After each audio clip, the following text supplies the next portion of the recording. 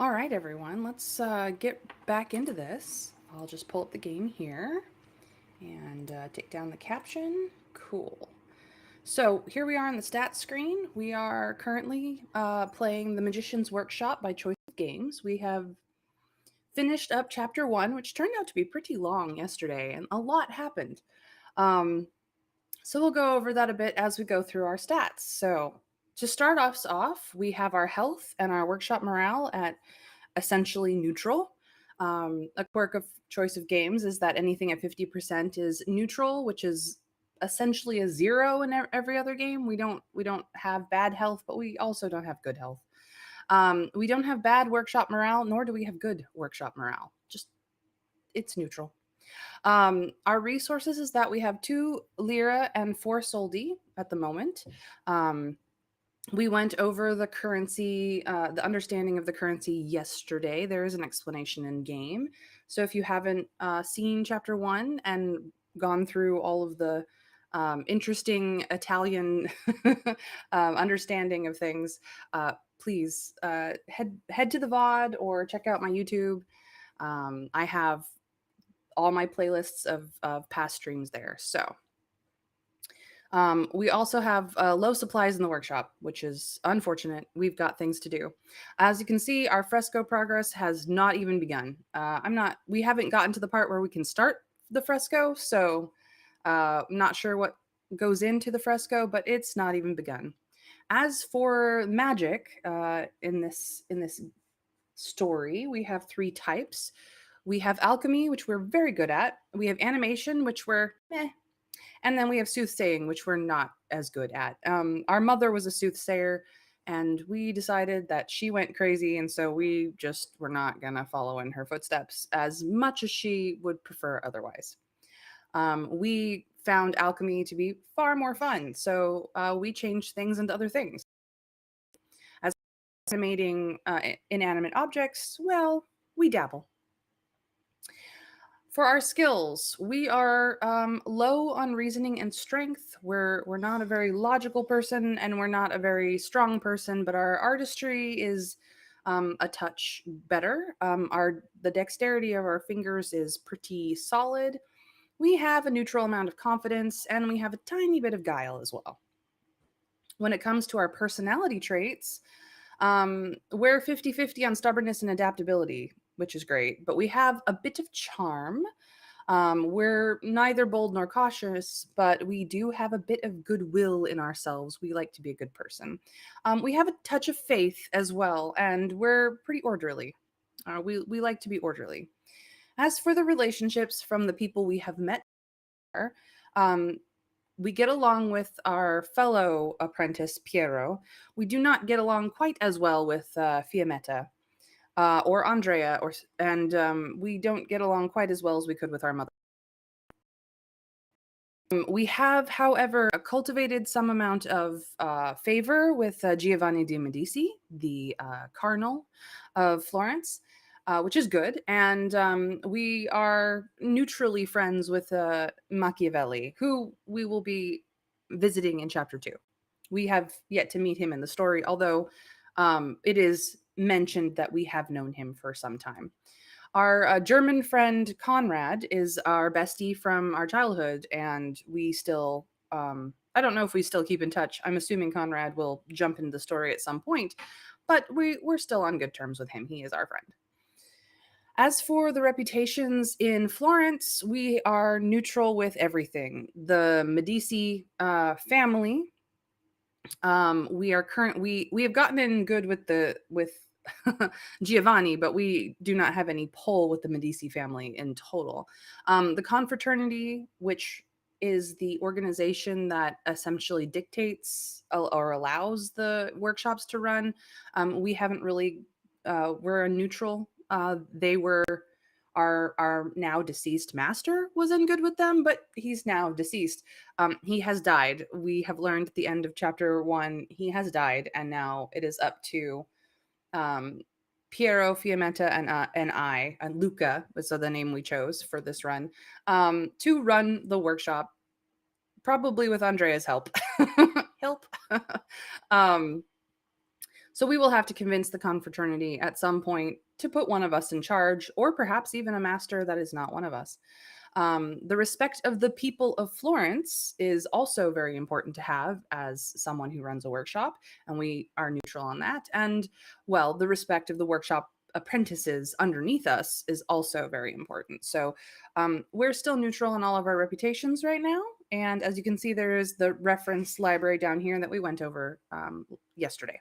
So that is where we stand as far as our stats go. We went to the welcome party, or the victory return party of Giovanni de Medici, who was exiled from Florence, but with the help of a Spanish army and the backing of the Pope, because he is pretty high up in religious structure, he has returned with his in all his glory, and he threw a big giant party. And shortly after, the Piero Fiammetta and Luca, ourselves, managed to pull off the entertainment that we were there to provide with 3 people rather than 4, because our master was supposed to be there. We found out that his body was found, and now we're all sad. So that is what has happened. We've, set up our stats as with every chapter. You learn what kind of person you are. We have decided to be neither a male nor female, so we are very much in the person category, a non-binary sort of way, and that we go by they them pronouns as well. So primarily so that chat, who can be any gender, can enjoy the story without too much fuss. So yes, here we go with chapter 2, the master's funeral. You've known Niccolo Machiavelli all your life. His late father was a lawyer who used to visit your mother to get advice about how to change his fortunes and reduce his debts. But whenever he managed to get one creditor off his back, another seemed to appear. Perhaps that's why Niccolo has always been so cautious, so calculating. He came of age just before the Medici were exiled. Then he watched and waited while the preacher Savonarola turned Florence into enforced piety. In his vanities, the friar burned the very things that make Florence beautiful: paintings, instruments, and especially magical items. You were young, but you can still remember that night 15 years ago when the smoke from all the angry fires made your eyes sting. How did we feel about that? Did it force us to think about our own faith and make sure it was firm but kind? Did it set us on a path towards humanism and away from superstition? Or did it show us how humanity is weak and cruel?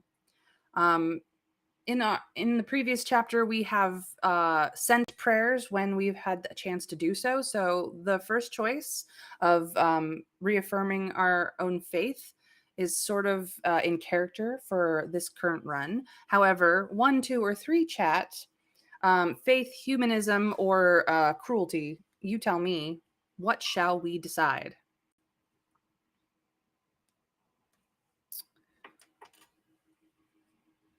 I always need my chat to help me make these decisions. They're so hard.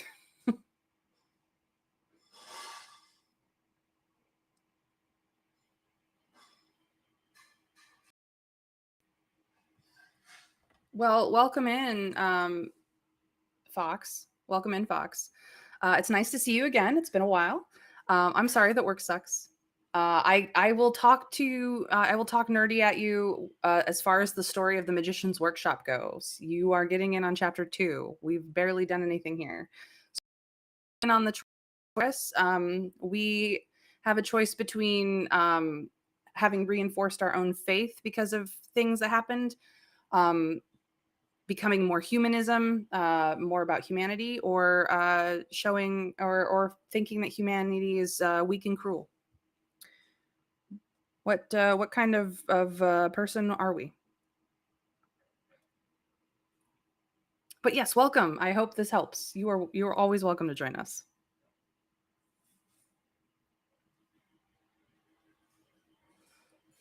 So far, Trav is thinking 3, that humanity is weak and cruel.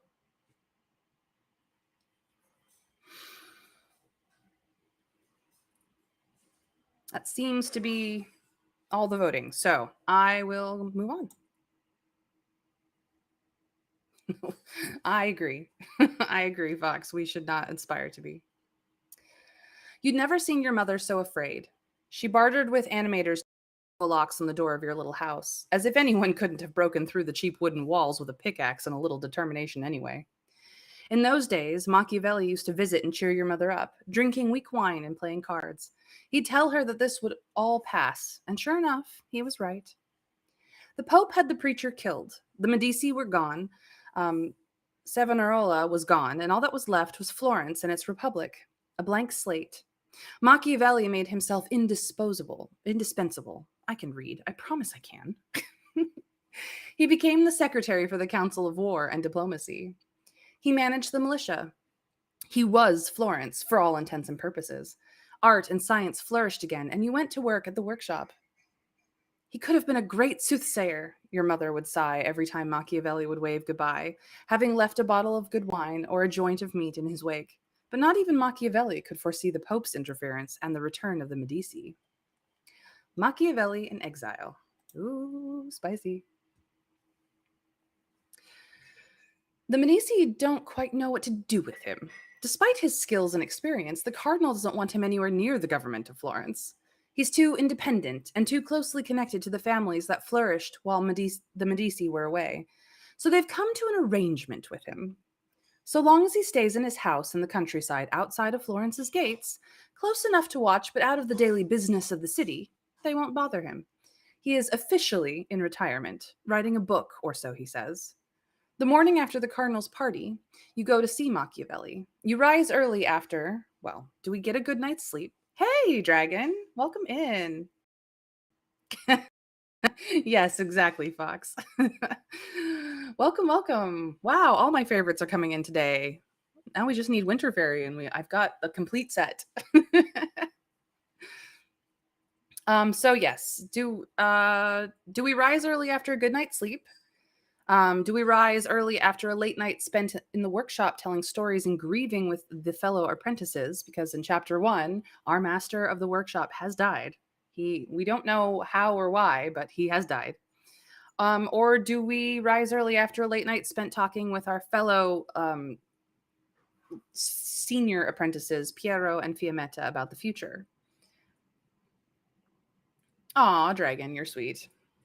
Not that you can see my face, but I appreciate the sentiment.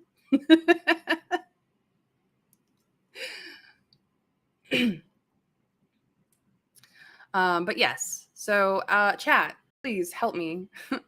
What did we spend the night doing? Did we spend the night sleeping? Did we spend the night grieving? Or did we spend the night talking about the future? We do need to make some plans. The three of us are kind of in charge. We are the three senior apprentices of this workshop. Dragon thinks that a good night's sleep. I mean, we did lose our master the previous day, and we're all sad, all sad. For those who were not here for chapter 1, we Piero has a father-son sort of relationship thing with the master.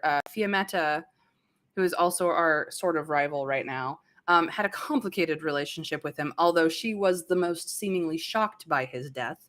And we are kind of neutral on it. Like he was the master of the workshop, and we appreciated that. But we are not overly grieved, but we're also not overly dismissive of him. So we're kind of neutral on the whole thing.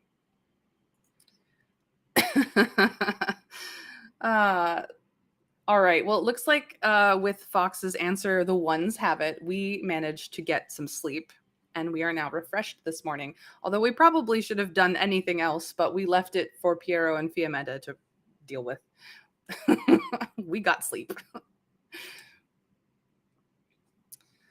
It will take you a couple of hours, riding on muleback, to reach the village where Machiavelli is in exile. The workshop has a few mules in a local stable for carting supplies. You take Micah, a friendly and gentle bay mule, and ride off. The morning is cool and bright, a pleasant day for a short journey. But as you cross the Arno, you're reminded that your master is dead by an unknown hand, and you shiver. Perhaps it's only the effect of the deep shadow as you pass between two tall buildings in a quiet alley that connects. You freeze. Your mule, sensing your alarm, slows his gait. There is a figure in a cloak and a round, broad brimmed hat. You can't see the person's face. You barely notice the person at all.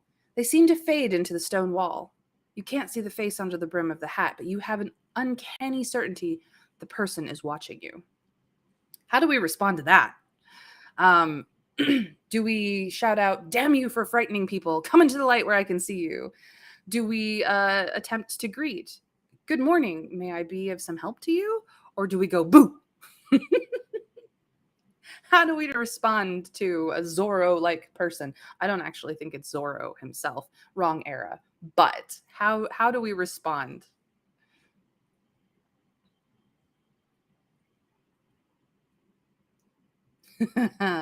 Indeed, Fox. So just for your reference, because I think you've missed out, this story is actually set in Renaissance Italy around the time of Leonardo da Vinci and all of the great masters of Italy, where Florence is its own city state, and the Medici family has been in charge, been exiled, and is just returning to Florence. I believe if we go back here, we are actually in 1512 of Florence of 1512. If anyone is familiar with the Assassin's Creed series, the second, third, and fourth uh, games of the Assassin's Creed followed Ezio in Florence and areas of Italy through three games.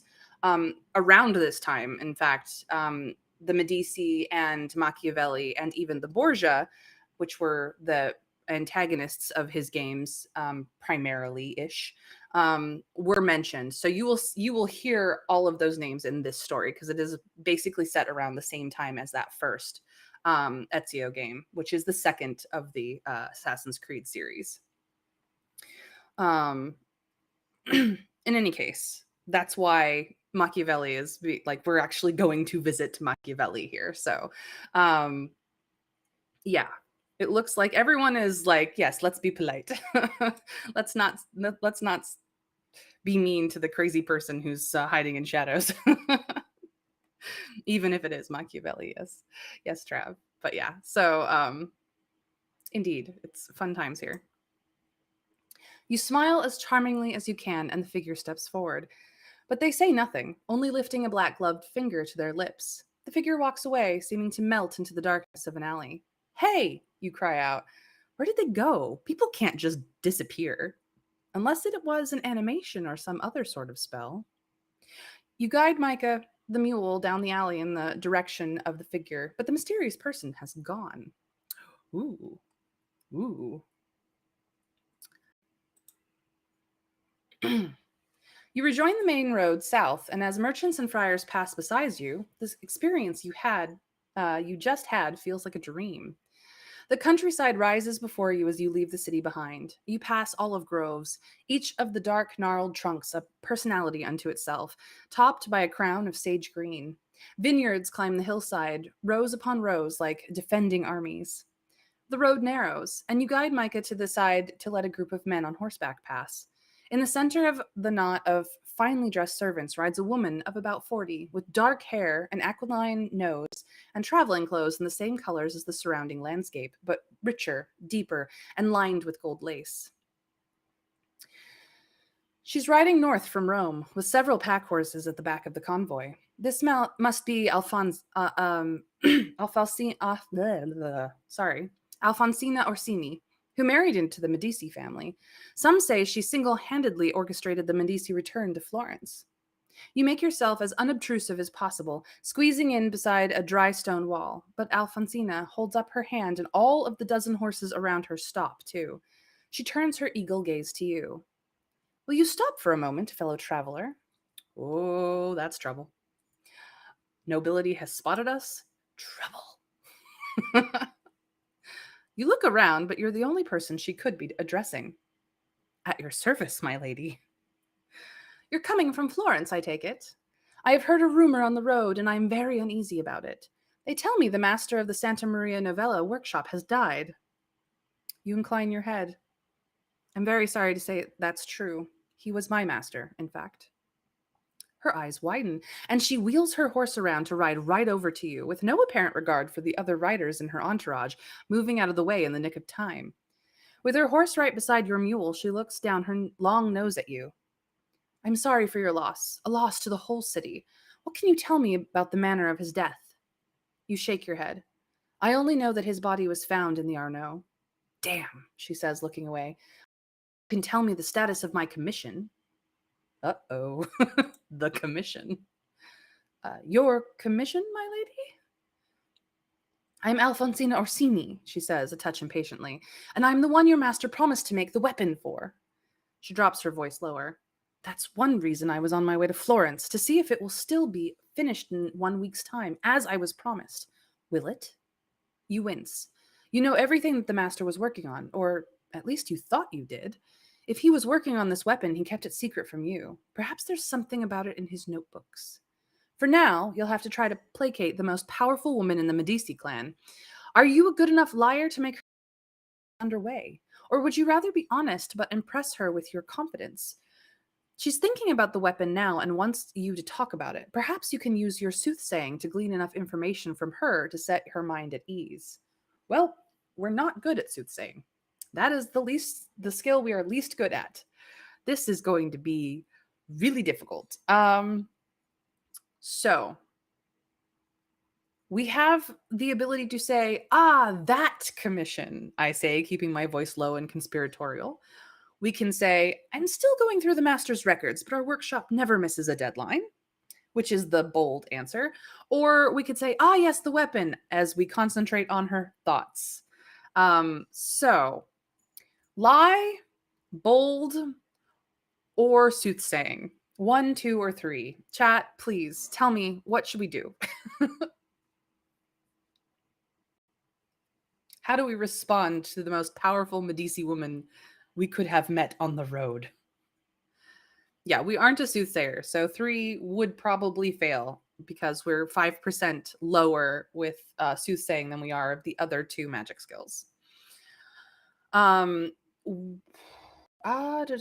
we have the boldness? That is the question. We do. We don't have the confidence. We are at 50% confidence and we're at 50% boldness. So confidence and boldness, not so much. We do have a tiny teensy bit of guile. And we have a lot of charm. We might have to go with number 1 just to use the skills that we have anything of. I understand your meaning there, Fox, but actually that would be the number 1, not number 2. Number 1 is the baffle with bullshit option. Number 2 is the I am so confident that I can just make you believe me, but it's actually number 1 that is the baffle with bullshit option. So in my opinion, knowing how Choice of Games does their stats, having a feel for it rather than understanding the actual mechanics. Oh, hey, Winter Fairy. 1 and 2 are our best bets. 1, we might actually have enough skill in to pull off. 2 is also a choice. Like, we have a 50-50 chance. So it looks like we have 2 votes for 2 and 1 vote for 1. Unless Trav is also 1, I'm not entirely certain. Does this mean that I have to make the choice, guys? Because you know how much I hate that. Figure it out, chat, please. Tell me what I'm doing. I will guilt you every time I have to make the choice. Every time.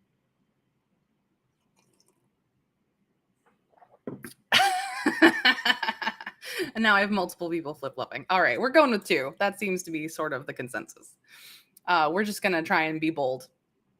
I'm still going through the master's records, but our workshop never misses a deadline. Yep. You don't sound very sure. Don't try to humor me. It can't be easy to produce a weapon that removes soldiers from a castle wall, even at the best of times. You swallow. Put that way, it does sound difficult, yes, but we'll do our best. See that you do. I see I will have to keep a close eye on you. Tell me your name. I am Luca di Firenze, my lady. Ah. It essentially all it says, the whole name is Luca of Florence. That's his name. That's our name, Luca of Florence. We are Luca of Florence. You say with a quaver. I hope you can recover your wits and get back to work soon. Grief takes its toll, I know, but we must all get on with things, eh? I lost my husband, but I carry on for my son's sake. Now the workshop must carry on. If it can deliver on its commission on time despite this setback, it will survive and be a good legacy for your master. And of course, I'll pay 3 florins, as I promised your master. I will tell my colleagues so when I return to the city later today. Good. I wonder what brings an artisan out into the countryside the day after their master's death. No, don't tell me. What I don't know can't hurt you. I must hurry on to Florence myself. I always keep one eye on the nuns at St. Lucia. They were good enough to keep me safe from the mob, you know, in the bad old days, and I repay loyalty with loyalty. And of course, I must see my late husband's brothers, give them all the news from Rome. One of those brothers is Cardinal Giovanni, who was the host for last night's entertainment. The other is Giuliano, who is ostensibly leading the new government, but who defers to his brother. I thank you, my lady, and the workshop thanks you. Until our next meeting, then. Wow, she's a lot. Yeah. Yeah, we do not have fame or an important family. After the Medici entourage has gone up the road, you and your mule continue toward the hillside village of San Cassiano. As the slopes get steeper, though, Micah the mule slows down and then stops altogether. Come on, Micah, you say. It's not so bad. But the mule flicks his ears and will not budge. If you leave him here, you'll have to enchant the rope to make sure no one steals him, and that will delay you. You'll also be a little slower on foot than you would be riding him, which means you'll be later getting back to the workshop. If you're not back by the time the apprentices start gathering to go to the master's funeral, your absence will have an effect on the workshop's opinion of you. So, do we try to use animation to encourage the mule to walk? Do we show the mule that we're more stubborn and that the mule will give in? Or do we think we're strong enough to pull him up this bit of hill and then he'll walk? I can tell you now that we have 45 out of 100 strength. So the strength option is not going to be our friend. Animation is still a neutral 50%. Stubborn, I know that's an actual stat here. Let's find out. I don't have them all. We're actually at 50% stubbornness as well. So we don't have any of the specific skills that this could use, but animation and stubborn is going to be the ones that will have a chance of working. Number 3 being that one's going to absolutely fail. So we have animation, stubbornness, or strength. 1, 2, or 3. You tell me, chat. Dragon has already said 2. Screw you, donkey. You will listen to me. Yeah. I agree, Dragon. Stubborn is pretty fun. But let's see what the consensus is, please. It is quite a feat, Khan. It is Fox. It is quite a feat. So, yeah, chat will tell me the way. 1, 2, or 3. Animation, stubborn, or strength. I will take numbers or both. I mean, you can do both if you want. Winter Fairy says animation. So we have a vote for stubborn and a vote for animation. Yes, I am well aware, Dragon. You are quite a cocky fellow. Fox also says stubborn, and Trav also says animation. Oh my goodness, you guys. You're making me choose again. You know what? I'm going with the stubborn option just because I'm stubborn. Ha. You sit firmly on the saddle and wait. If you can make Micah believe that you won't budge, eventually he'll keep walking. It's the only way to get you off his back. After a while, you get restless and shift in the saddle every minute or so. And you stretch it out a few times. A woman with a basket on her head passes on foot, smiling a little at the sight of you on the immobile mule, kicking one leg out into the air. At last you give in and dismount. You could swear Micah looks smug. There's nothing for it. You gently drag Micah to the closest millstone and tie him there. It takes a while to enchant the rope so that it will whip up and frighten anyone who tries to untie him. It wouldn't stop a dedicated thief, but any casual passerby who decides to take a mule would be dissuaded. It takes some time to work the spell into the fibers of the rope, though, and more time to trudge up the hill. You'll be later getting back to the workshop than you wanted to be. Yep. I honestly believe that that might have been a fail state no matter what we did, just because we don't have the skills in that area. But it does mean, yeah, like, see, stubbornness didn't even change.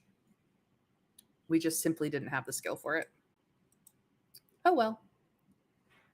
Yes, curse you, mule.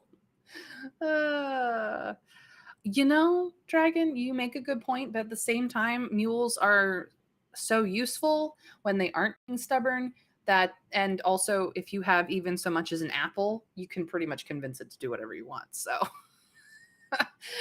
it's not hard to steal a mule if you're dedicated enough to it, to be honest. Machiavelli's house is an imposing jumble of stone, its wall right at the edge of the road.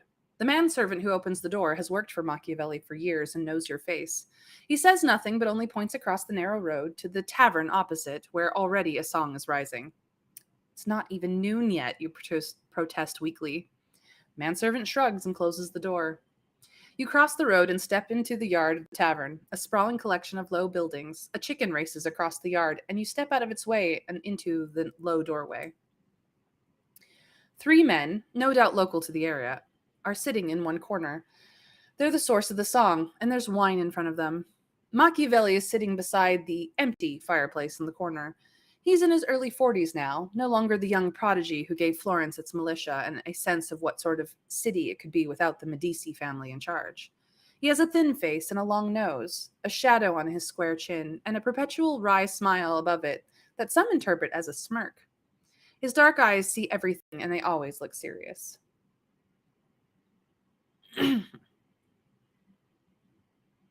Yep, basically that, Dragon. And yes, yes, Fox, it's 5 o'clock somewhere. He has a cup of ale before him, but he's not touched it. He doesn't come to the tavern because he likes to drink. He likes to be in the company of people. His clothing is simple in exile. He's wearing a black shirt that drapes like a smock from a round collar. As you step into the room, he turns that pointed, narrow face at you. Ah, Luca. He rises to embrace you. You bring bad news. You've heard it, then? No, I've heard nothing. I hear nothing. Hear nothing but the crows of the rooster and the baas of the sheep. Somehow I doubt that. Come, what is it? Is your mother well? She's as mighty as ever, last I saw her. I'm afraid it's my master. He's dead. Ah, Machiavelli says, putting his chin. Ah, murdered? So it would appear. They found his body in the river. He nods pensively. Let's sit a while. I'm glad you came. Will you have something? They make a very good beef chop here, to my recipe. Wine and fennel. So, do we pay 4 soldi for a beef chop that will give us strength for the day?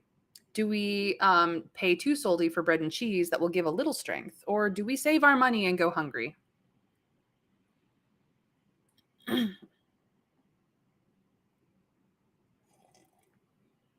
Indeed, Fox, indeed. I mean, to be quite frank, while he ran Florence, he was actually stupidly popular. Like, the people of Florence loved Machiavelli. When the Medici swooped back in and took back over, he went into exile. Like, they just didn't know what to do with him and they didn't trust him. So but like, he lived for quite some time, and historically speaking, you know, as much as his writing work never made him successful while he was alive, the fact was he was fairly decent success as a person for his era. Machiavelli was a very smart man. So we have 1 vote for number 1, meat. Trav does not His courage is number 3, which is go hungry, which is fine. But we have a choice of 1, 2, or 3: meat, bread, or hungry. Those are the keywords. I'll take either numbers or keywords. You guys tell me. But it looks like we have, at least starting off, 2 votes for number 1 because we have the meats. Yes, Fox, meat. I have to wait for everybody else to weigh in, though. Please, chat, my dear friends. Tell me, what am I picking here? So far, the ones have it. All right, full stomach. To be fair, this will unfortunately take a lot of our money. So the ones have it. We're having some meat. Excellent choice. There's plenty of ale here and chicory water, Machiavelli says, and a clean cup your way. Go on, you don't look like your usual self. I have a workshop of apprentices with no master, and we have many people to please. And how do you propose to go about it? You sigh. Machiavelli's method of giving advice is to trick the person in need of advice into giving it to themselves. Perhaps it's a method he learned from watching your mother's soothsaying techniques. It's irritating, but the fact is, he always manages to make you see things more clearly. And you respect him. You'd like to please him with your answer. So, how do we answer Machiavelli's question? Do we defend democracy and he'll see how sharp our reasoning is, which is not actually that sharp? Do we tell him we plan to be bold and he'll see that we have confidence to do it, which our confidence is not that confident, but it's not confident? Or do we show him how charmingly we can juggle obligations if if my hands can manage a few props? We have gone all in on charming so far. So, charming is kind of like, it's one of those things where I've noticed that a lot of the choices are either be bold or be charming. There's never really one that takes both in account. So, or at least not so far.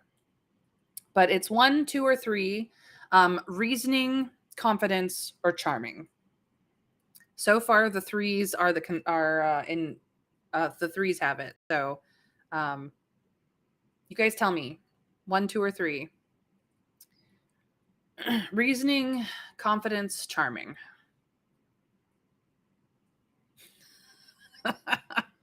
What are we, Johnny Bravo? No, we're not. We're Luca di Firenze.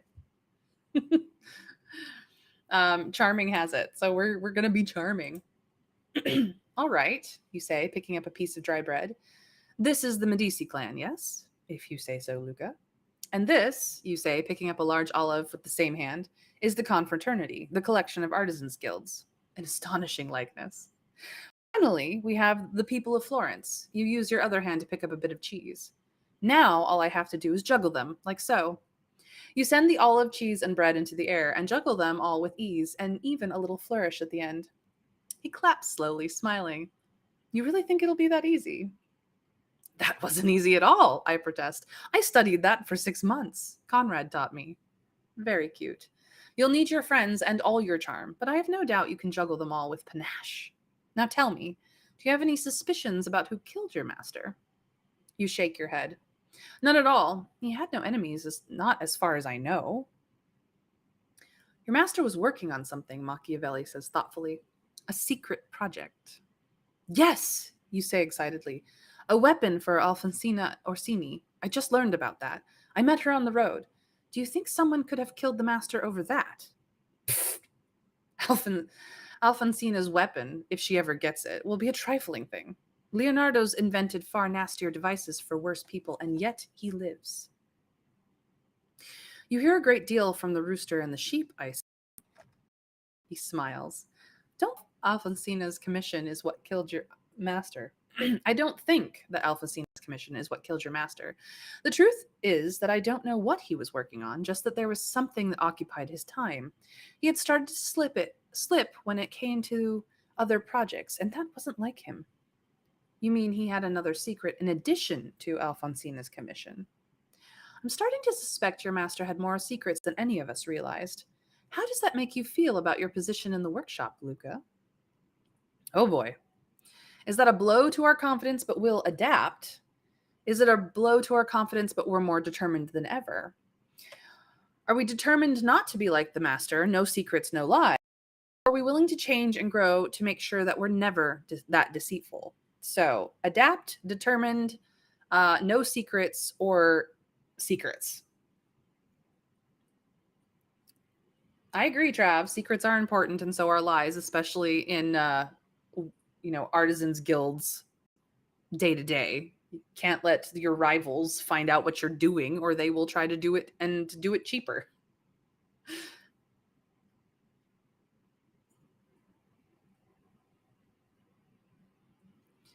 Good luck with that, Dragon. I have no idea how to do Kingdom Hearts with a randomizer. I mean, I'm sure that somebody does, but I sure don't.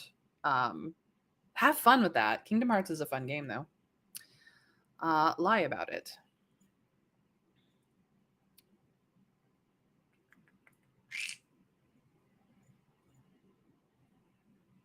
Fox, you're not wrong, especially when it comes to the way people drive these days. But here, it really depends. Juggling the factions is exactly the entire point of this conversation. And sometimes you have to juggle and lie and adapt. Honestly, I believe one or two are our best options here. I honestly believe that stats wise, that is the best two options. Um,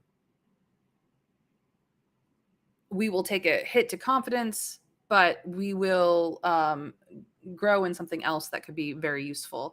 No secrets and no lies is not a good way to go, being that honest, especially in the artisan game. Terrible idea. Terrible idea. Um, but being willing to change and grow to make sure that I'm never that deceitful is not necessarily a terrible thing either. Um, yeah. So I will accept one, two, or four. I do not recommend three at all. So one, two, three, or four chat, adapt, determined, no secrets, or deceitful, or I should say change. I think change is number four. One, two, three, or four, adapt, determined, no secrets, or change. Either numbers or keywords. I will take either, both. You guys tell me.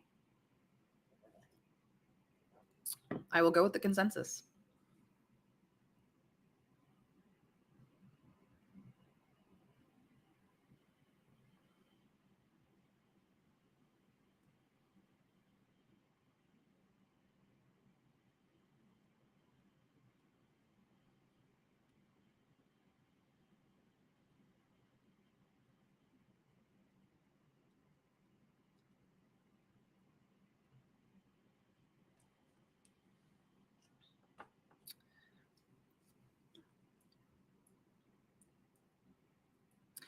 So Fox votes number one.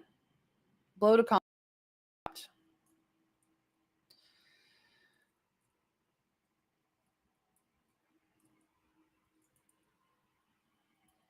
I mean, that's entirely true, Dragon. I do not believe that in this era of the Renaissance Italy that the art of war out of is a well-known work, but I could be mistaken. Um, the Art of War is actually a really old book. I have read many things about it. I've heard it quoted quite a number of times, um, or at least the English translation of it, because I don't know Chinese, but you know how it goes. It's I believe that makes Dragon voting for number four. So I have a vote for one and a vote for four. What are we doing here, chat? You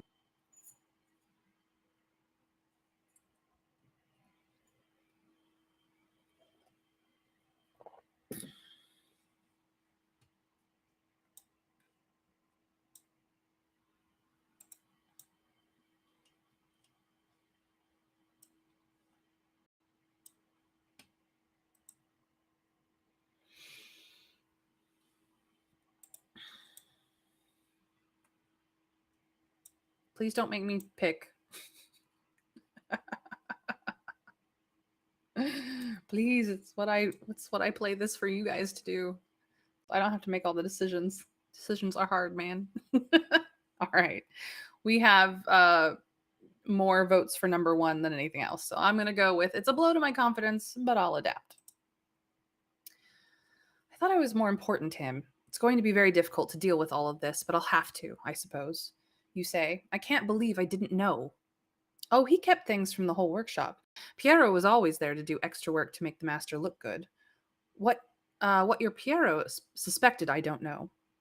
He's not my Piero, you retort. Not anyone's Piero, if you ask me. Keep a close eye on that one. I have no idea where his loyalties are now that the master is dead. And what do you think of Fiammetta? Fiammetta? I know precisely where with herself. That means you can trust her because you know you can never trust her. Predictable people are safe people. The thought that anyone would describe Fiammetta as safe makes you snort. She hated the master, you say, but that doesn't mean she killed him. No. As I said, you know where you stand with that one, unless she's a very good actor indeed. You nod. As usual, a brief conversation with Machiavelli has given you a lot to think about. A peddler at the door makes an awful racket, arguing with the woman who runs the tavern. Let me see if I can sort this out, Machiavelli says. Come and see me again soon, Luca, and bring me news. I wish I could be there with you today to honor your master. You nod and stand when he stands. Thank you. And remember, Luca, the Medici family is as dangerous as an adder. If you lose favor with them, you could find yourself an exile like me.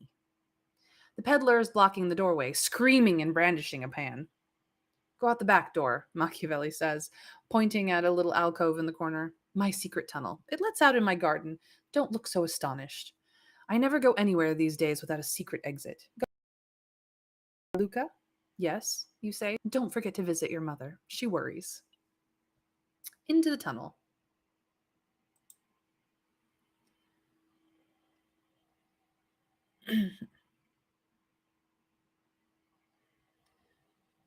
That's true, Trav. The art of war is kind of a given these days, but back in the day, it was huge. Um, it was pretty revolutionary in the time it was written in, which was a long time ago. I am only an amateur historian, so I really couldn't tell you what era of China it was written in, etc., and so on. But it is a very old book. That's what I know. You open the heavy door to the tunnel. It's very dark, lit only by a few grates along the top that break the shadows here and there. Barrels and casks line one wall. It's cool and quiet, and you have to wonder whether Machiavelli really needs this place for escape. Perhaps he just comes here to hear himself think. A place to prepare for the challenges of the bright and noisy world above, as you must prepare. I'm ready, you say aloud, and the round stone walls seem to swallow your words. Here, alone in the dark, you can admit something that you haven't been able to put into words in the light. So, this one clearly is where we can start deciding who we will romance later, as well as other things. Uh, so this is a big decision. We could be attracted to Fiammetta and all of her selfish passion. We could be attracted to Andrea and her very androgynous beauty. We could be attracted to Piero and his quiet, reasoning thoughtfulness. We could be attracted to our bestie, Conrad, which we've known for years. We could be not sure that we want to run the workshop on our own. That seems very scary. We could be sure. We could be not sure that we can work with Piero and Fiammetta either. Or we know that we're not a great artist, but we're confident we're good enough for what lies ahead. Yeah. As I said, it's a very old book. Like stupidly old. Yeah. 5th century BCE is a long time ago. And as I said, in the day that it was written in, it was a revelation. The fact that we have gone many thousands of years since then, it's not, common sense if you're trying to run a war these days, but back when it was written, it was, the handbook that people in China turned to win their wars. A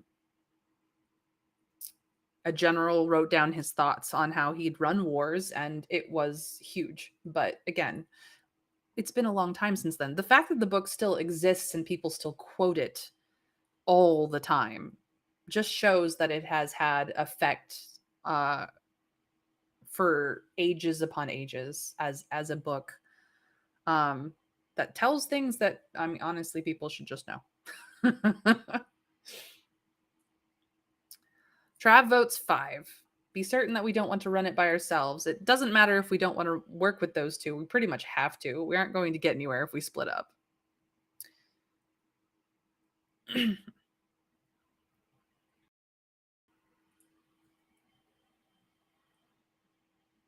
Dragon says 4. We could be attracted to Conrad. So, we have attraction to Conrad, or we have who has been for many, many years, and we could have been attracted to him already, but we chose to just be his friend. Yeah, autocorrect hates everyone, Fox. It hates everyone. He's from Germany. That's the reason why his name is not Italian. He's actually from Germany. Conrad, our friend Conrad is, and he came to Florence when we were both children. So he was about our age. We became good friends, and that's the story from chapter 1. So yeah, we have a 4 to be attracted to Conrad, who we've been friends with all a long, long time. We have a vote for 5 that we don't want to run the workshop on our own. We just don't really have the confidence for it. Whether we run it with Piero or with Fiammetta or with both of them, we have not yet established. That will come up later, but we know that those are options. We've been told that they were options in chapter 1. However, what would the rest of chat like? 4 or 5? I think 4 or 5. That's the votes we're running through. If you vote for something else, you're kind of leaving it up to me. Then I have to figure it out.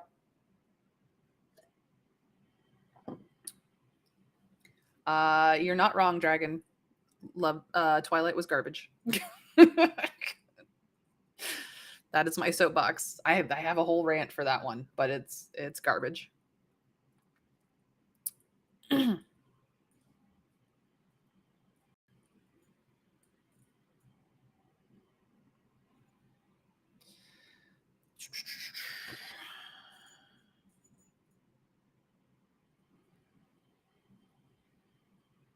Yeah, absolutely. The unfortunate part is I live with people who liked Twilight, so ugh, terrible. In any case, you guys are kind of leaving it up to me. I think I'm going to go with the I'm not sure I want to run the workshop on my own. I don't know exactly enough of, like, this is a blind run of this story. This is the first time that we run it, and I've not I've not played it before. So I do not know which of our love interests that would be a good idea. They will all come with the pros and cons of being attracted to them. So we're just going to be like, I just don't want to run the workshop on my own. That's scary.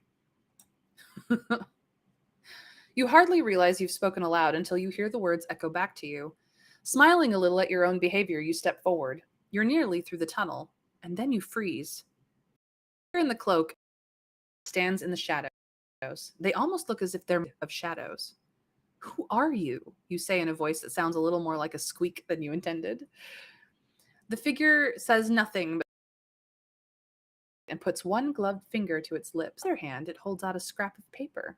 You take the paper and hold it up to a shaft of light. It's blank. When you look back at the figure, they vanish. You can only say, "Damn it," or "Would you please stop doing that?" or "Until we meet again." Dragon says 3. Let's be polite. We were polite with this shadowy figure earlier. It would only be fair to be polite again. Although it could amuse them that we're upset that they would decide to just vanish again. Like, how do we respond, chat? What do we do here?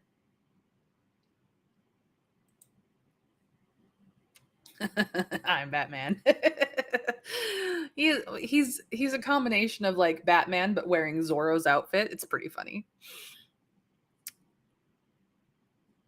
Um yeah, so like we can have the angry response, we can have the wry response, or we can have the polite response. So 1, 2, or 3, angry, wry, or polite.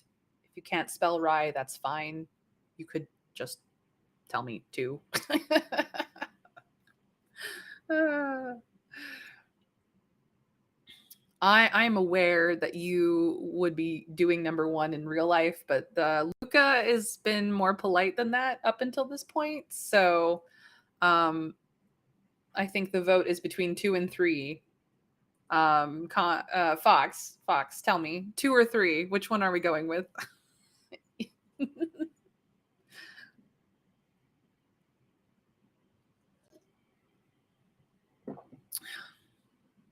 Or Winter Fairy, if you want to, if you're still here, if you want to weigh in, you are welcome to do so. It could. We don't have an option to check it right now. We have to respond to the person wandering off and becoming practically invisible again. So 2 or 3, which one are we going with? Commissioner Gordon. All right, 3 until we meet again. I know, Dragon, you're very sweet.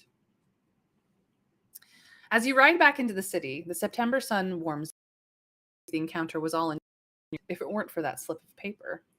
Ordinary, cheap rag paper of the kind that any apprentice might use for scribbling calculations or passing notes. A blank slip of paper. What can it mean? Unless it isn't blank after all. As you round a corner near the workshop, you see Piero and Fiammetta at the head of a gaggle of apprentices and models, wearing their neatest clothing. A few of the women are wearing black veils. Everyone's walking to the funeral. Where the devil have you been, today of all days? Andrea asks you after you hastily return Micah to the stable and take your place among your colleagues. Learning and planning, you say.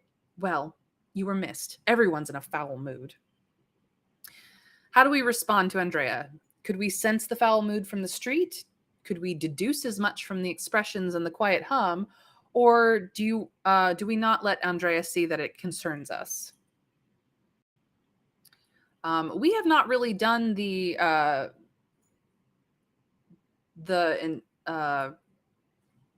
goodness, I've lost my brain. The reasoning slash the reasoning stat, like the reasoning stat is below 50% for a reason.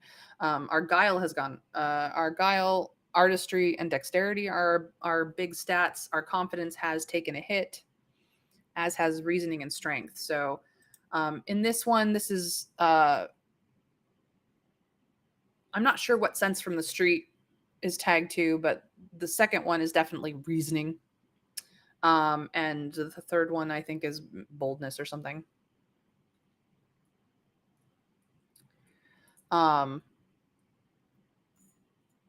So yeah, chat. 1, 2, or 3, sense, deduce, or unconcerned. You tell me. Dragon has already put in for 2, which is deduce. So sense, deduce, or concerned. 1, 2, or 3. Dragon's sticking with 2. The 2 is currently what's going on unless anyone else weighs in. I'll go with the consensus. Trav agrees with 2, so currently the 2s have it. I agree with that, Trav, that it's probably invisible.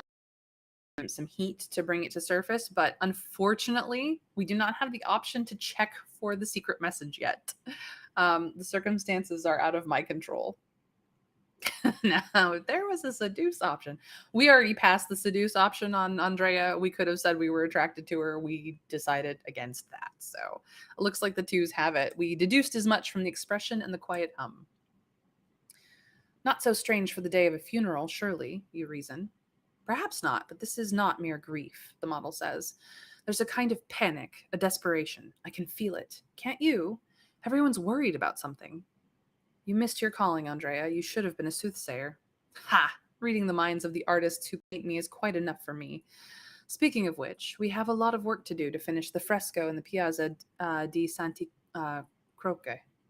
I mangled that. I'm sorry. I do not speak Italian.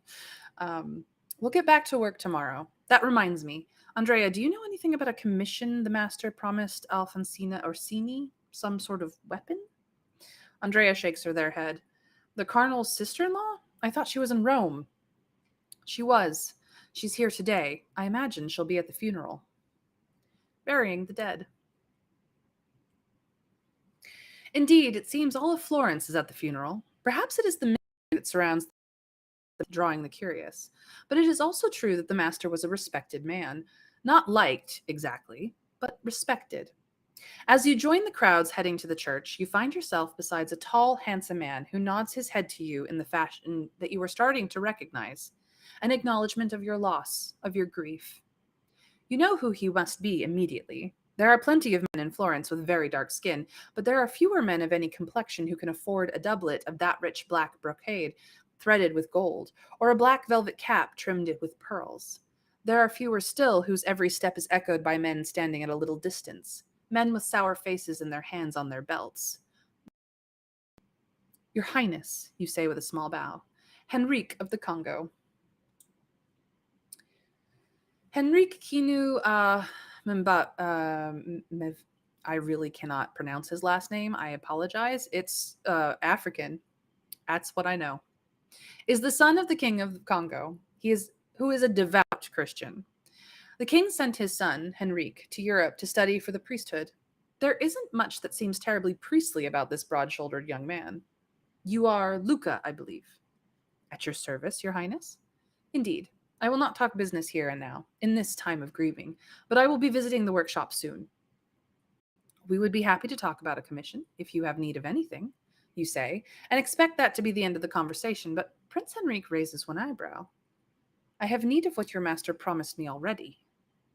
Another commission you knew nothing about.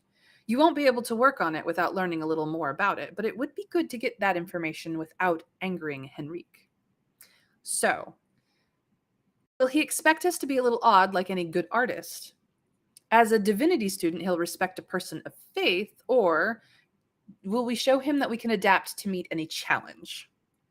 So this is three different skills from the ones we've had before.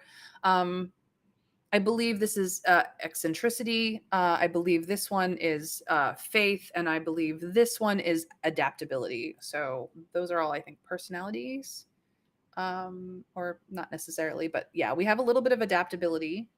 We do have a little bit of faith, and then eccentricity.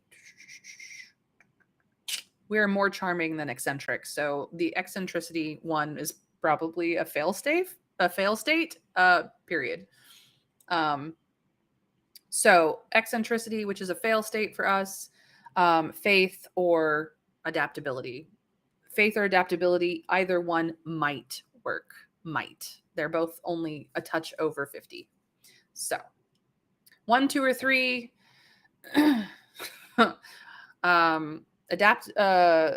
Eccentricity, faith, or adaptability. You guys tell me. Pretty please.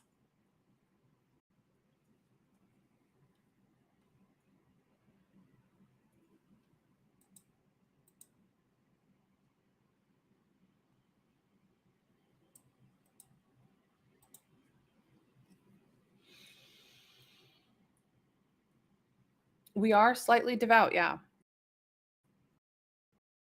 2 is a good option. Anybody else want to weigh in on this on the option before us? Adaptability, faith, or I should say eccentricity, faith, or adaptability, 1, 2, or 3. The 2 is currently of the vote. Anybody else?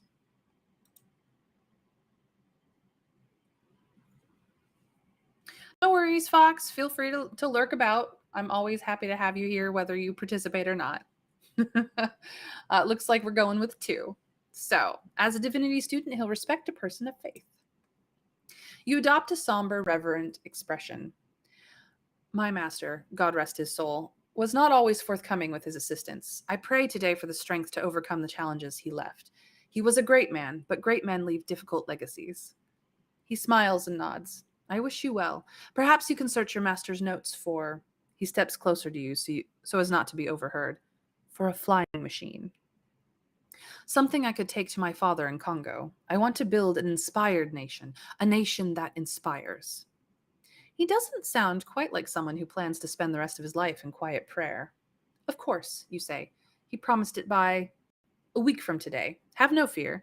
I have every intention of paying the 3 florins as promised. But can you keep the master's promise in return? Ooh, spicy. After the funeral.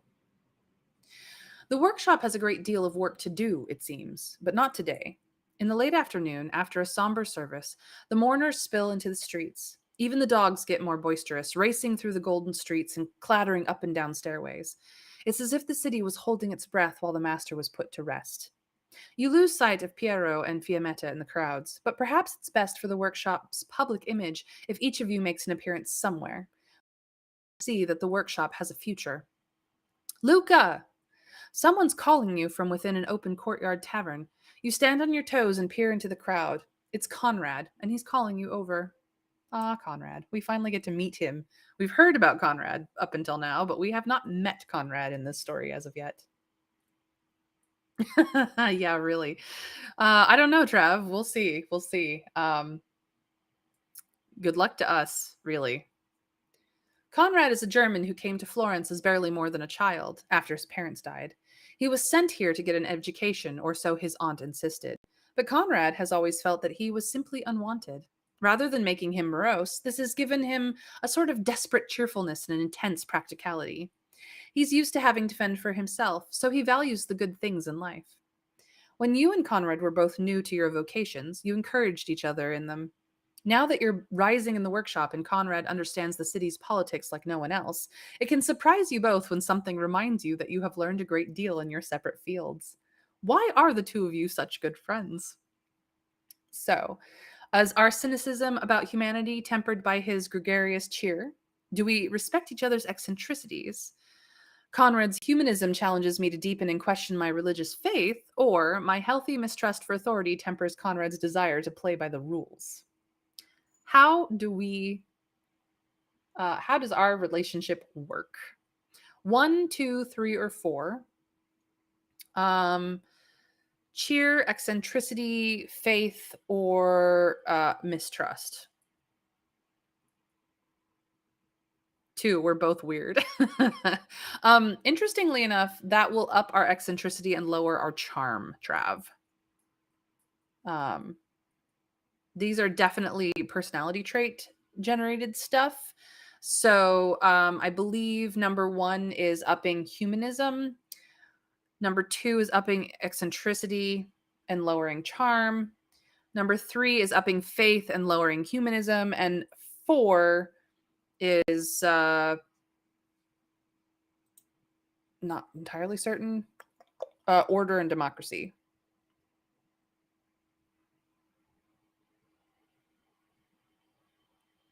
So 1, 2, 3, or 4. Not 2, yeah. We do not want to lose our charm. So 2 is probably the worst one.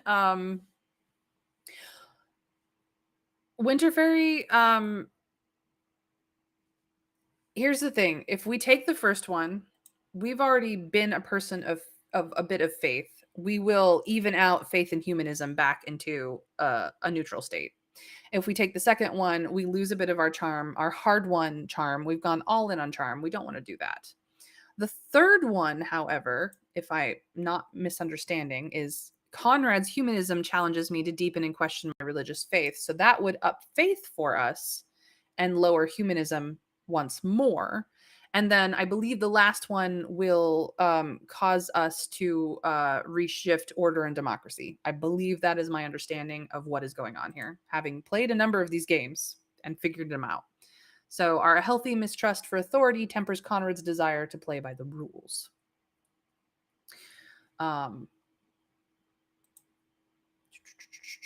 So I actually think that will shift democracy up and lower order. We like to be ordered. So I actually think that 3 is probably our best bet here because we will gain more faith. We seem to go the faithful route in this run. Um, so sorry, chat. I'm overruling you. I'm taking the faith route. But that is what this choice is allow is basically doing. So I'm going to take the faith route. You never mock each other's beliefs, and many a late night conversation has made you both think with more rigor and act with more empathy.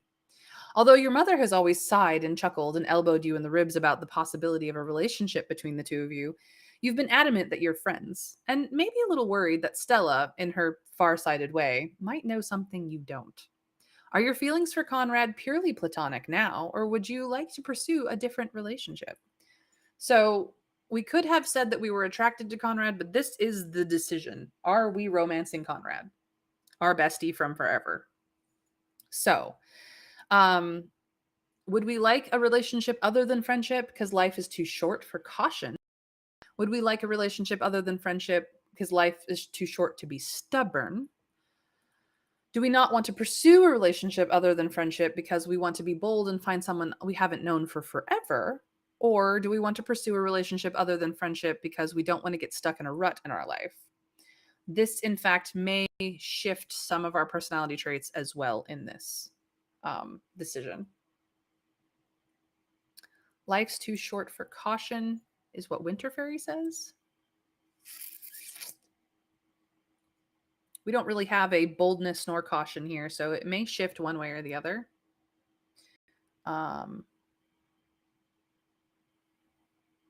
We don't really want to take more stubbornness, so that number 1 would be fine if we want to romance Conrad. The other 2 changes boldness. We would gain boldness rather than caution, and then don't want to get stuck in a rut. Not sure which ones that is going for. Possibly adaptability, maybe. Yeah, I think adaptability. So, up caution, gain stubborn, gain boldness, or gain adaptability. And do we pursue Conrad or not?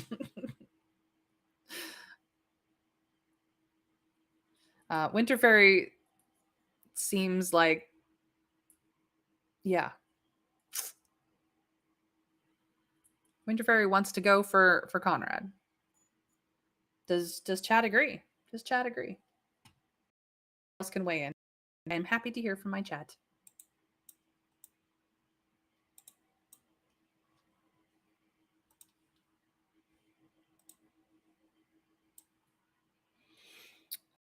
Does no. Yes or no? You guys are leaving it up to me again, aren't you?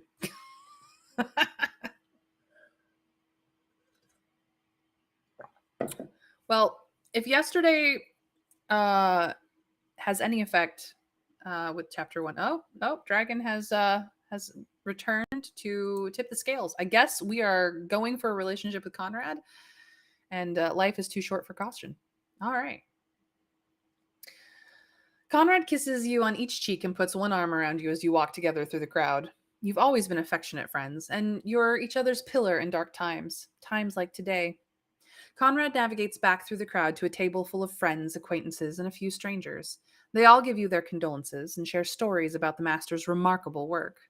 You realize you're thirsty and signal the tavern tavern owner.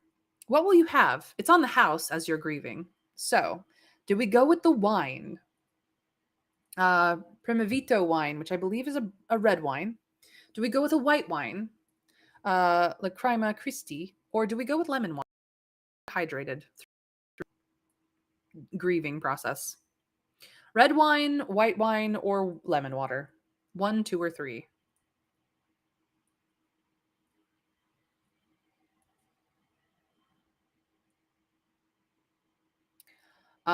That is the nature of the game, Trav. This one is actually more heavily in shifting stats around than previous games that we've played. I actually think that the Magician's Workshop is one of their uh, newer.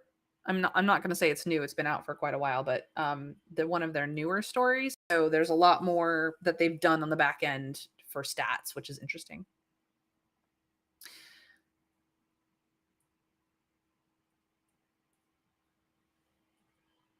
So, I'm sorry, Dragon. I'm glad you're back. I'm sorry that your phone died. Welcome back.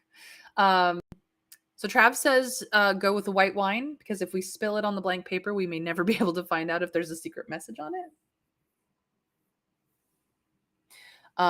The lemon water, however, might help us. Yeah, the lemon water would probably wipe out the message. Um, so it's red wine, white wine, or lemon water. 1, 2, or 3. Trav has started the vote with 2. Do we have a consensus, chat? Please tell me, what kind of drink will we take on the house?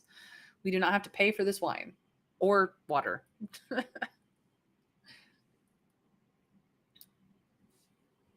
1, 2, or 3. The twos are currently in the lead.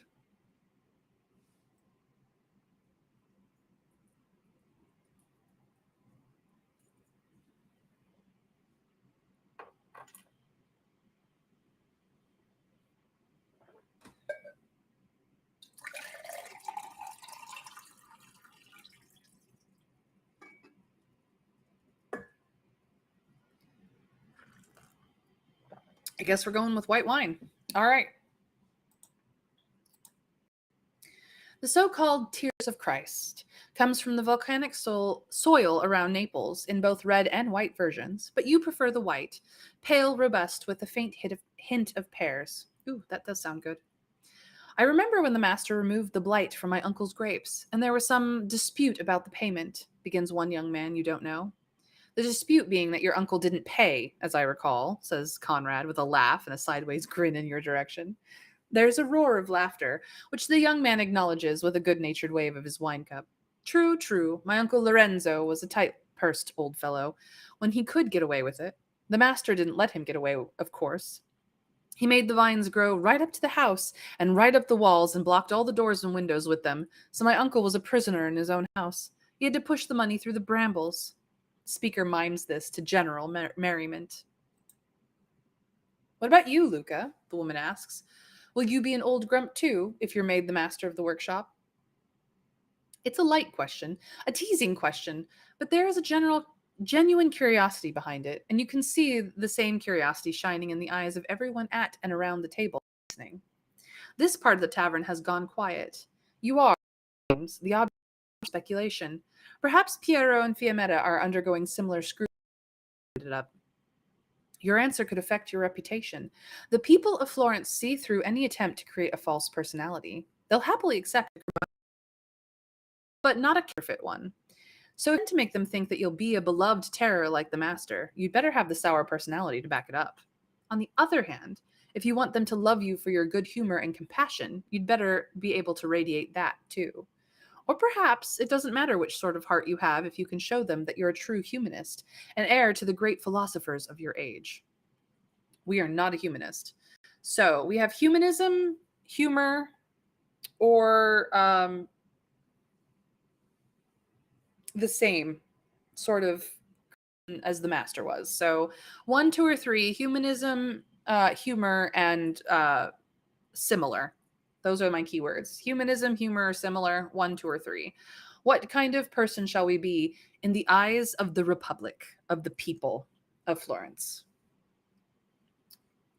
I do not suggest the humanism route. I do not suggest it. 2, I think, would probably be for the best. We've been the charming. We've been going whole on charming time. So humor and a big heart seems to be the way to go for us, at least as far as my understanding of the stats go. I don't think we have what it takes to be 2, to take number 3. So I don't think we're grumpy enough for that one. But it's up to chat. So far, we have a vote for 2. Anybody else want to weigh in?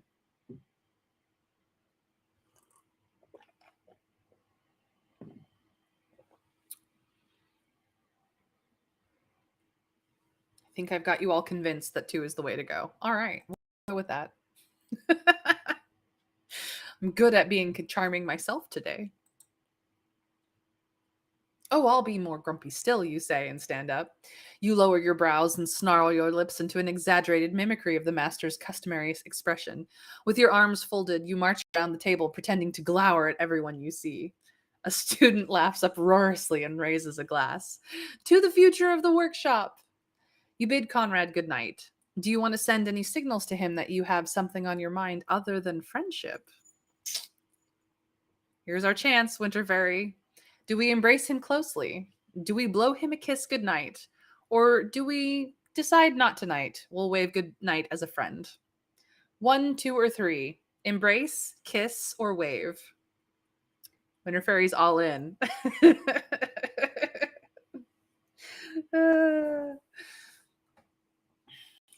What does the rest of chat think? 1, 2, or 3. Embrace, kiss, or wave. Oh, Trav, if only we had that option. Sadly, 4 is not possible. You're going to have to pick 1 through 3.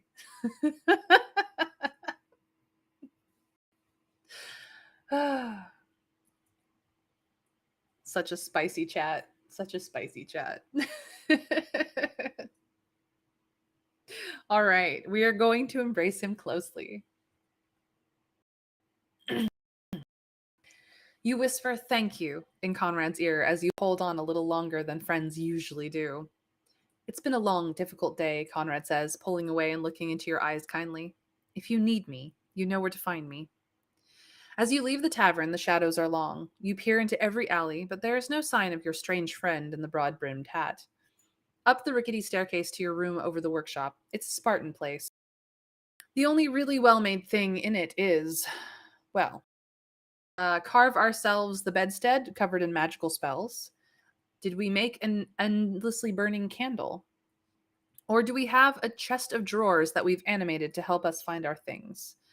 Now remember, we are an alchemist primarily, an animator secondarily, and a soothsayer last.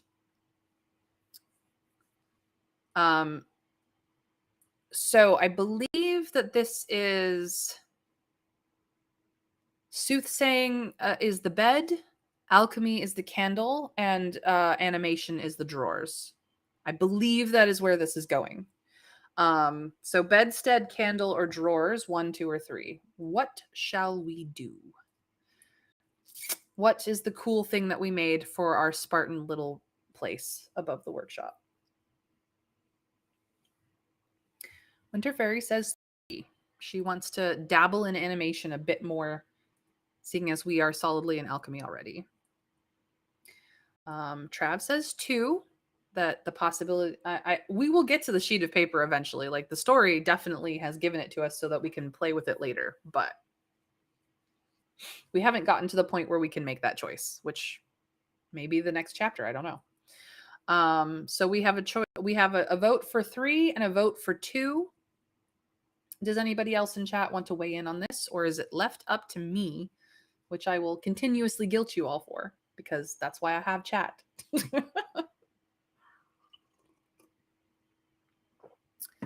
Tell me, everyone, tell me true.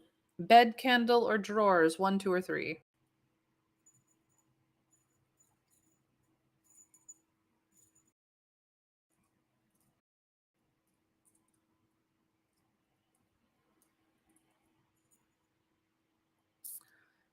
Looks like it's being left up to me. You guys are so mean. Why are you making me make decisions? It's so hard. I'm gonna go with the drawers. I would love to give a little to animation. Oh, never mind. Dragon has weighed in. We're going with the candle. All right. Cool, cool, cool. Endlessly burning candle made of our own secret mixtures and spells. 500 hives from different parts of Italy contributed their wax. There's also ground iris root to soothe your sore eyes, sweet woodruff to keep away moths, peony seeds to help the wax multiply as it burns, and a drop of enchanted honey to keep the flame burning in any wind.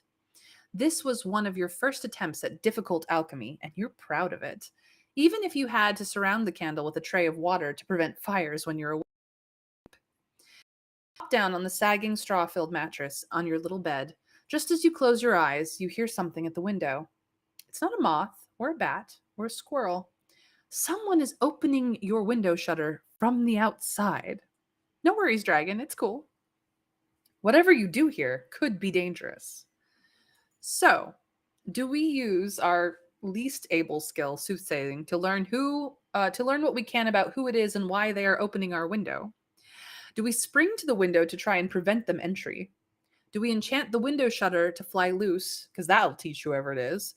Or do we feel that we are strong enough to push the shutter out suddenly and give whoever it is a good whack? Now, soothsaying and strength are not our forte, are going to be fail states, regardless.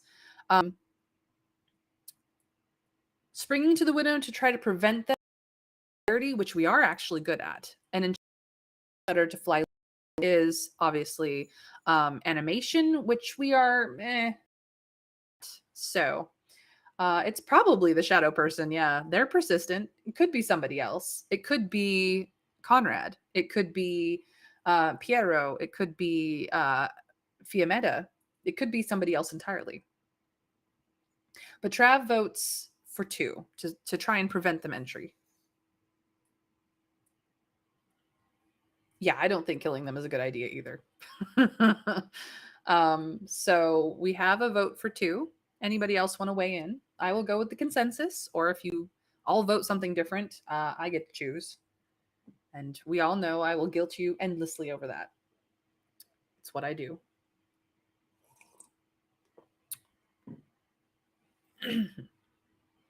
So we have a vote for number 2. We spring to the window and try to prevent them from entry. But 1, 2, 3, or 4, sooth, dexterity, and animation or strength.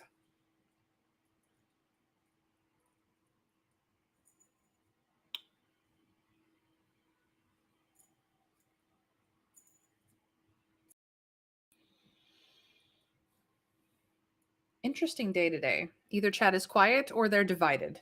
It's so funny.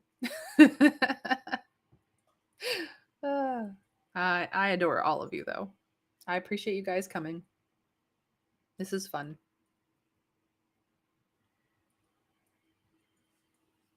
All right, I guess we're going to spring to the window and try to prevent them from entry. That seems to be the only vote. No time to hesitate. You spring off the bed and lunge at the quick and light on your feet. Reach the shutter before the person on the end has a chance to open it. You stop, then stride across the room to open the shutter. That is definitely a typo there. You say calmly to the cloaked figure clinging to the eaves of the building. Won't you come in? No. Apparently, we're not going to stop them. We're just going to be there to invite them. Interesting, interesting.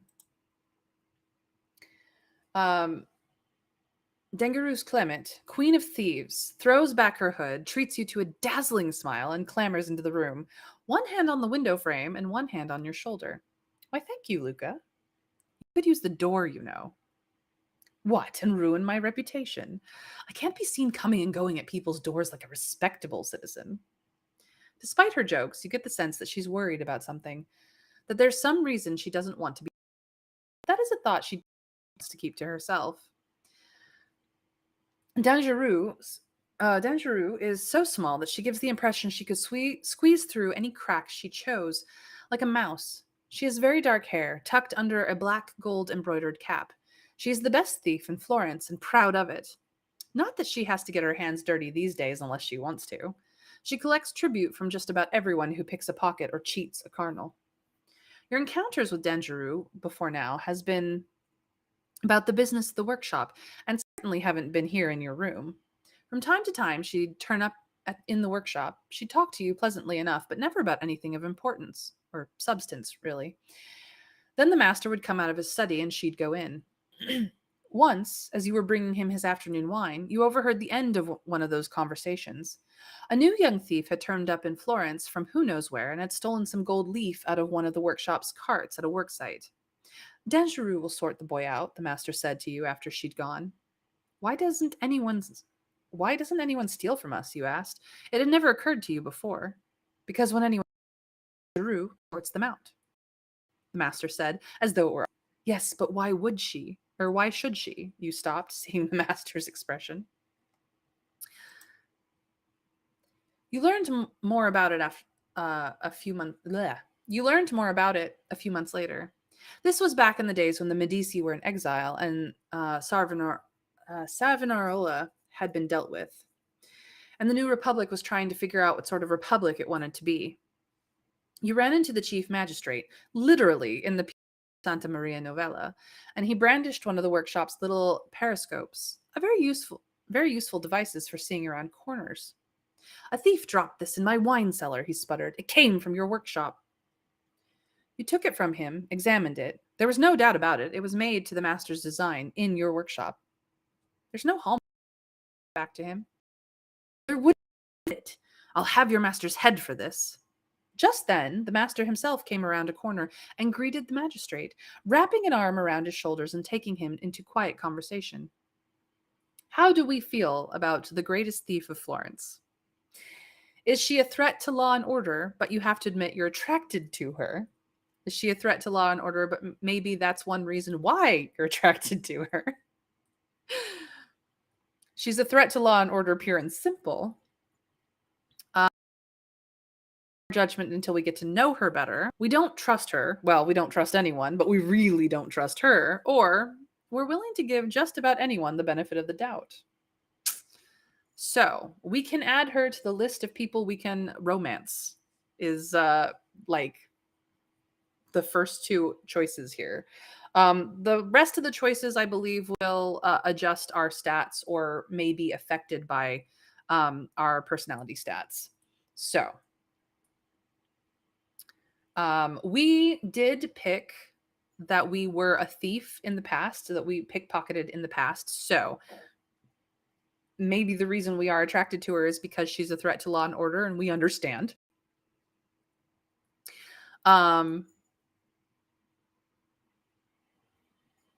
We also are more about, but we are also a very ordered person, more over democracy. So there's also that.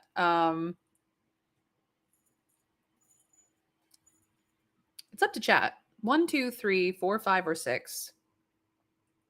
Are we attracted? Because are we attracted? We're definitely attracted. She's a threat. We reserve judgment. We don't trust anyone, or benefit of the doubt. Those are my keywords, or rather key phrases in this turn. But 1, 2, 3, 4, 5, or 6. Trav has already started off with 1. He's perfectly happy to add her to the pool of people we can be attracted to. Anybody else want to weigh in on the matter?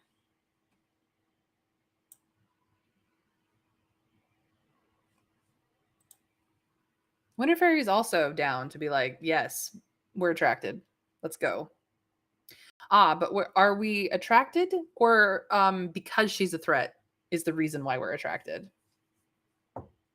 Looks like 1. All right. She's a threat to law and order, but I have to admit I'm attracted. Until now, you've never been in the room alone with her. Strangely, she's the one who looks nervous. Why are you here, Dangerous? She removes her gloves 1 finger at a time. I would have paid my respect at the master's funeral today, but there are certain worthies of Florence who ambit I try not to cross if I can avoid it. I'm sorry about his death, and I wondered what you knew about the manner of it. You shake your head. I know nothing. You know every low life in Florence. What can you tell me? Low lives? Moi? She puts her hand to her chest in mock outrage. All the thieves and assassins of my acquaintance are of the highest quality. I can assure you that none of them had to do anything with this. It is a mystery, you say, frowning. I don't like mysteries, she says. Let us make a pact, Luca. Whatever I learn about the master's death, I'll tell you, and you promise me to do the same. Although she originally came from France, and nobody seems to know anything about her, not much happens in the streets of Florence without Dangereux knowing about it. Working with her could be valuable. Then again, you might learn something that you want to keep secret. And if you make her a promise, break it, and she finds out about it, she'll make you sorry. Whatever you choose, if you don't speak carefully now, you could make her angry or disappointed. You'll need to choose your words with caution or speak with confidence to get her to trust you, or you'll have to rely on your guile to hide your reservations. So, do we agree to share information and cover up our misgivings? Will we not share information and but make her think we will? Do we agree to share information and try to choose our words with care?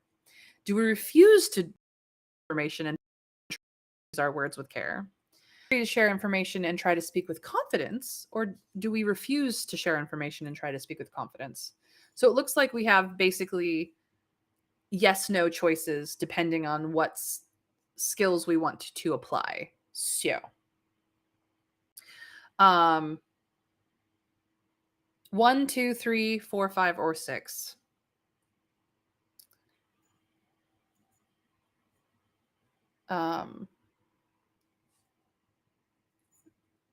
Looks like Woodbury wants to do 3, that we agree to share and we will choose our share, which I believe is the charming route. And Trav seems to agree. I actually think that considering our past choices in this game, number 3 is probably our best bet, and also most in line with the choices we have made up until this point. So I'm going to agree with chat on this one and go with 3. I'm sure you hear all sorts of things on the streets that might be useful to me, you say.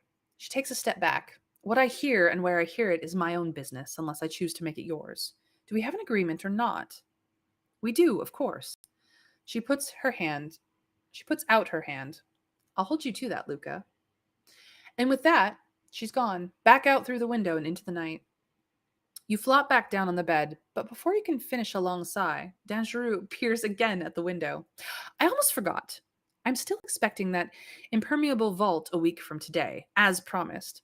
I'll pay 3 florins, just as I promised the master. I will not be pleased if there's a delay.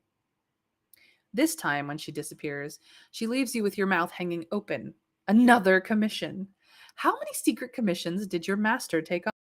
Something must have been making him distracted in his final days, or nervous about the future of the workshop. Perhaps both. If only you knew how to find his secrets. A thought strikes you, and you walk over to the ever-burning candle in its water-filled sconce. You still have the paper you got from the strange figure in the hat and cloak in Machiavelli's tunnel. You hold the paper over the flame, but no writing appears. Not lemon juice, then.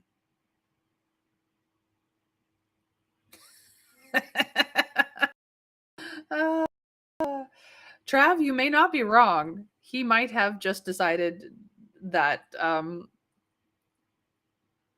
he needed to leave the mess behind.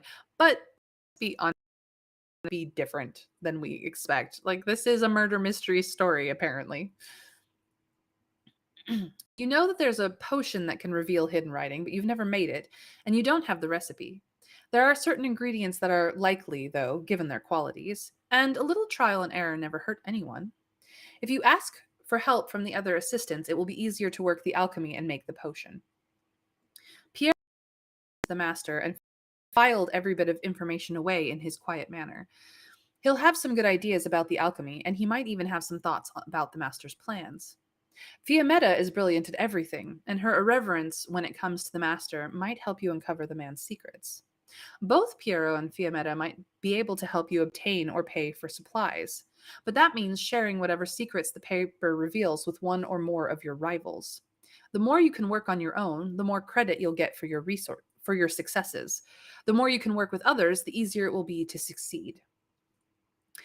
We did make a choice earlier that we wanted to be in this together. So, do we ask for Piero for help because we should work together? Do we ask Fiammetta for help because we should work together? Do we ask them both to help because all 3 of us should work together? Or do we just do this on our own? If we're going to be master, we need to stand on our own feet. As a reminder, Piero, we have sided with before over Fiammetta. So he likes us a little better. Fiammetta likes us a little worse. We have, however, made decisions to be all in this together. Interesting. We have more people on our relationships list than we have had in the past. Nice. So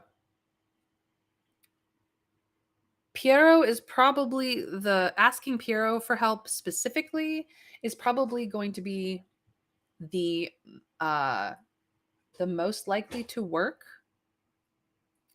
Asking Fiammetta for help will likely raise her opinion of us again, so it will even out to 50% or so. Asking them both to help has been kind of the consensus in our game. And doing it on our own, we've already made choices that we do not want to do that.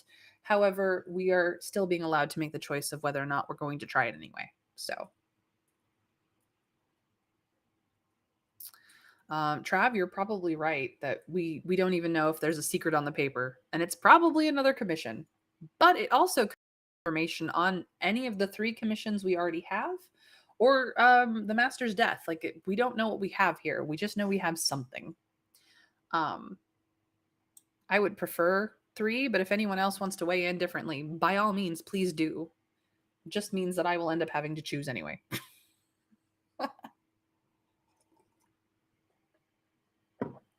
What are we doing, chat? Let me know.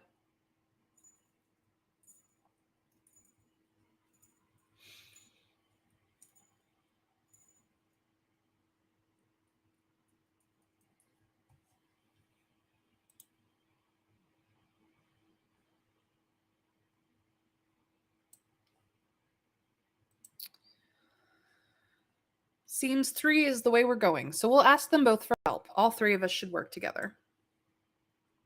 You leave your room and go back down to the workshop. There's a few lamps, where a few lamps are burning with some of the apprentices' work.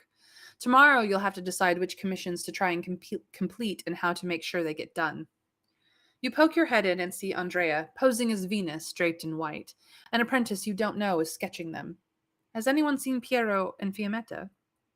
Andrea somehow manages not to move a muscle while replying, Piero's in the back, Fiammetta is behind you. You jump and feel a bit silly as you turn to see Fiammetta with her hands on her hips. What is it, Luca? Let's get Piero and go into the master's studio. Piero is sitting at the far side of the workshop, staring at a clay model of an equestrian statue. It's not going to gallop away, says Fiammetta. Well, I suppose it might if that's what you're trying to do to it. Wouldn't be much loss anyway. Come with us for a moment. Luca's worried about something. Piero scowls slightly at her, but he stands, taking his candle.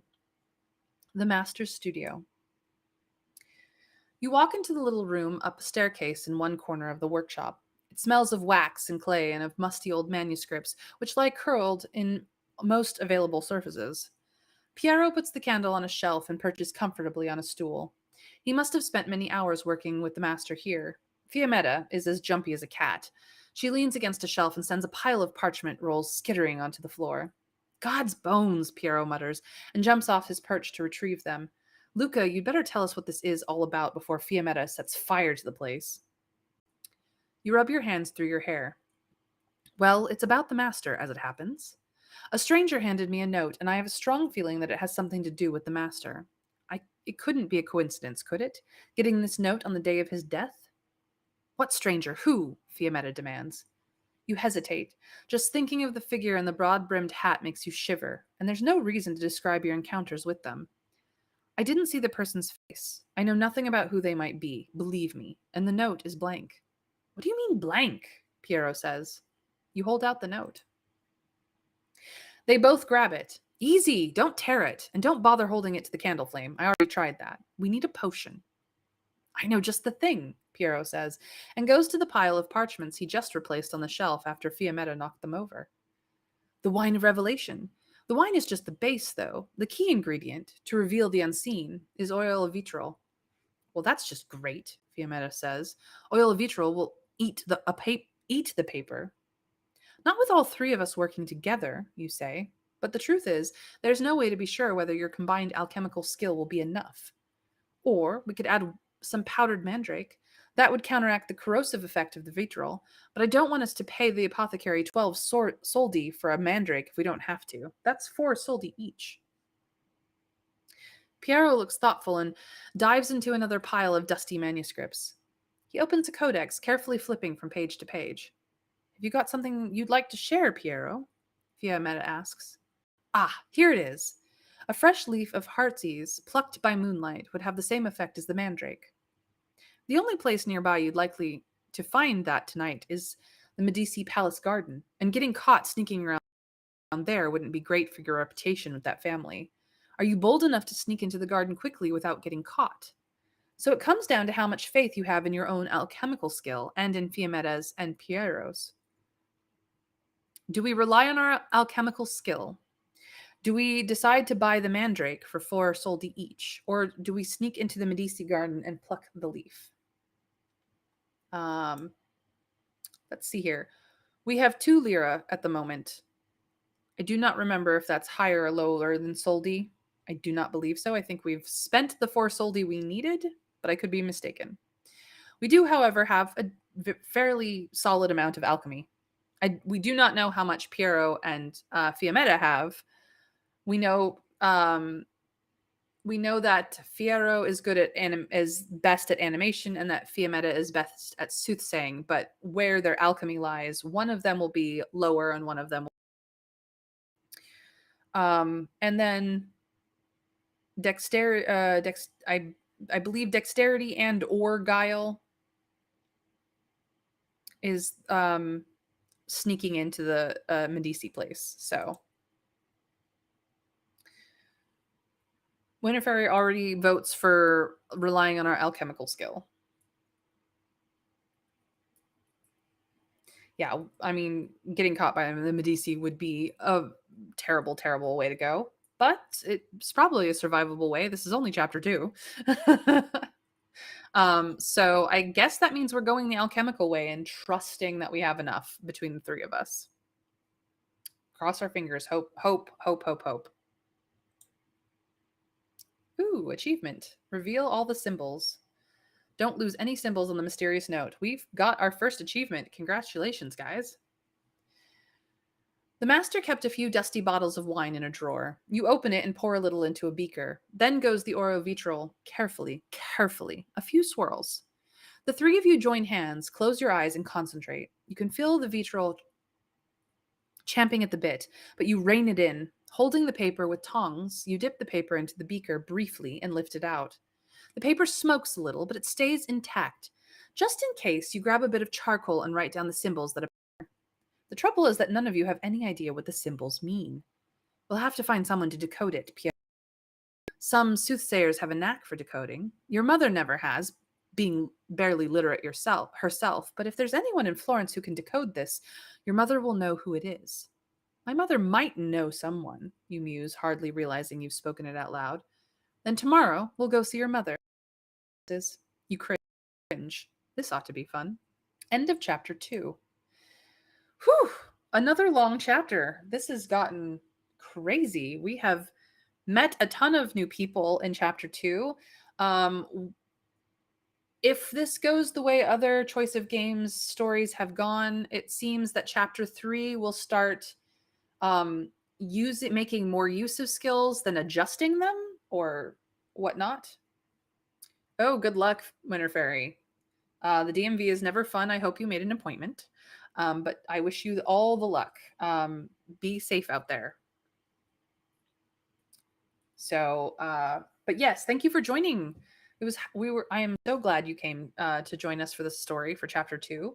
And if you need to catch up, I have the VOD on Twitch or a copy of the VOD on my YouTube channel, of course. So you're welcome to grab what parts of the story you missed there. But anyways, let's go over our stats now that we've finished the chapter. I'm going to wrap it up here just because I'm basically out of time. Long chapters all the way around. It's been crazy. So our health is over 50% now. We went for the meat, and that has really helped us health-wise. So we're a pretty healthy person right now. The workshop morale is still neutral as neutral can be. We have 2 lira to our name, and workshop supplies are running low. We have not started work on the fresco, whatever though we do know that we need to get it done. We are more alchemy than animation, and more both of those than soothsaying. As for our skills, we have bumped our reasoning back up to neutral. Our artistry is a touch over. Our dexterity is what we excel at. Our confidence has been hit a touch. Our guile is still just a touch over 50, and our strength has also taken hits. We are adaptable, charming, bold, with goodwill, faith, and orderly. That is the primaries of our personality, our traits. As for our relationships, Piero still is a little bit likable to us. Fiammetta and Andrea, not so much. We are not in great with our mother as either. Giovanni de Medici quite likes us indeed. Machiavelli is a bit fond of us as well. We are not terribly good friends with the local head of the spying thieves and assassins guild, but our bestie Conrad is firmly our friend. Alfonsina Orsini, we are not on necessarily good terms with, but we're not terribly bad terms with her. And Henrique of the Congo seems to like us a little bit. So that's not too terrible. Nothing is terribly bad, and we have more good than bad, I think, at this point. As for our reputation, we are neutral with the Medici and the Confraternity, have gained some respect with the people of Florence, and we have lost some respect from the workshop by being late. So I'm going to just go check to see lira. A soldi is the lowest amount of money. Okay. So we technically have 40 soldi, which is 2 lira. That's fine. So we probably could have afforded the mandrake, but it would have taken a hit to our money, but we didn't need it. We didn't need the mandrake, so we're okay. We are okay. As far as our achievements, we have revealed only one. We did not lose any symbols on the mysterious note, so congrats to us. Yeah, that is chapter 2 of the Magician's Workshop. We will start chapter 3, the fresco, tomorrow. Seeing as this is the blind run of the Magician's Workshop, the first time I've ever read this, I do not know how many chapters are in this, and so I do not know how long the story is going to take us, whether there will be more or less chapters than we have seen in the past with other Choice of Games stories. So thank you guys for joining me and helping me make decisions. Chat was a little less helpful than usual, but I adore you all anyway. And I hope that everyone has a really fantastic day as well as have enjoyed the story. So take care, everybody.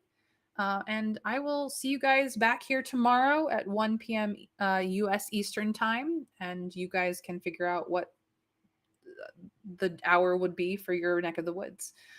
So bye. Take care, and I'll see you